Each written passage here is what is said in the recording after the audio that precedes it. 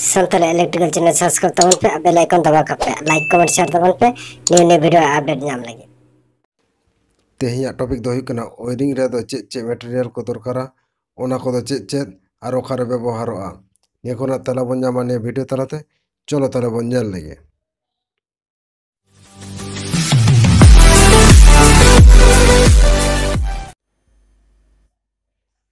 material required for wiring दोबन मेता कना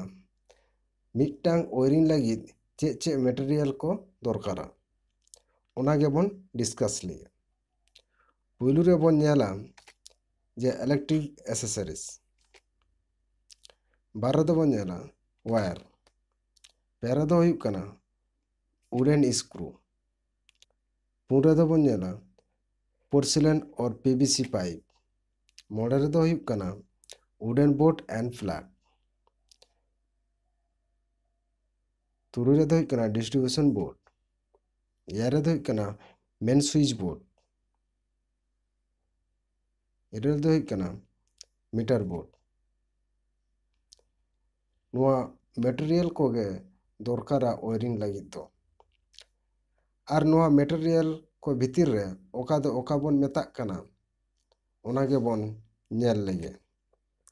पुलु बन नेला इलेक्ट्रिक एसेसरीज दो ओना बन मेता कना जहां दो switch holder socket fuse cut out ceiling rose एमान एमान गे बन मेता कना नुआ रे साधारण तो इंसुलेशन ताहेना बैकलाइट रेना निया कोरा ताहेना निया पुरा बन नेला वायर्स साधारण तो वायर्स को तो ताहेना VIR बा PVC रेना और TRS वायर दो वेदर प्रूफ रेना कना जखन दरकारा तखन नोआ वायर दो को व्यवहारा और टेम्पोरारी कनेक्शन लगी फ्लेक्सिबल वायर को व्यवहारा नेतारा दिन रे दो एल्यूमिनियम कंडक्टर रेना तार को दो कॉपर कंडक्टर रेना तार को तुलना दो नसा कम ᱧᱚᱜ गया ओना खातिर एल्यूमिनियम कंडक्टर दो कटी जास्ती के को व्यवहारा निये पर बन नेला wooden screw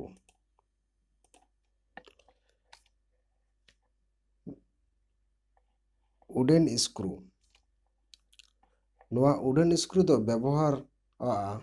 wooden board round block wooden plug एमान एमान जायगा करे व्यवहारोआ नुआ रेना साइज दो ताहेना 12 mm खन 60 mm धाबी निये पर बन नेला जे पोर्सिलेन और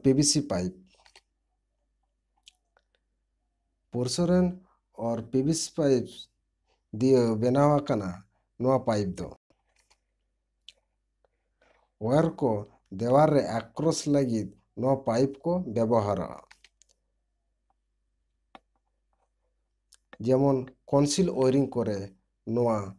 PVC पाइप दो व्यवहार निये पर बन नेला वुडन बोर्ड एंड फ्लैग बेसिर भाग साजों काट रेना ये बेना नौकान बोर्ड दो और नोआ बोर्ड रे स्विच सॉकेट को व्यवहार नोआ बोर्ड को दो विभिन्न रे साइज ताहेना जेमन राउंड ब्लॉक रे दो सिंगल स्विच सिरिंग रोल्स होल्डर एमान को व्यवहार निये पर बन नेला डिस्ट्रीब्यूशन बोर्ड दो डिफरेंट सर्किट को काट आउट लगित को व्यवहारा और ओड़ा लगित आयरन सीट बॉक्स बना ताहेना ओनाते नोआ गेबन मेता कना डिस्ट्रीब्यूशन बोर्ड दो प्रतिटी सर्किट रे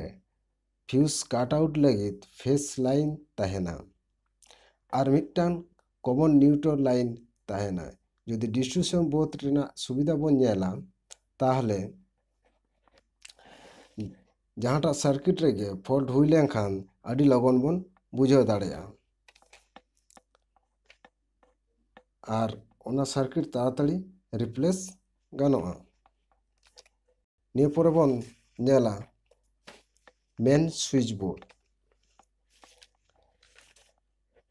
ᱱᱚᱣᱟ ᱢᱮᱱ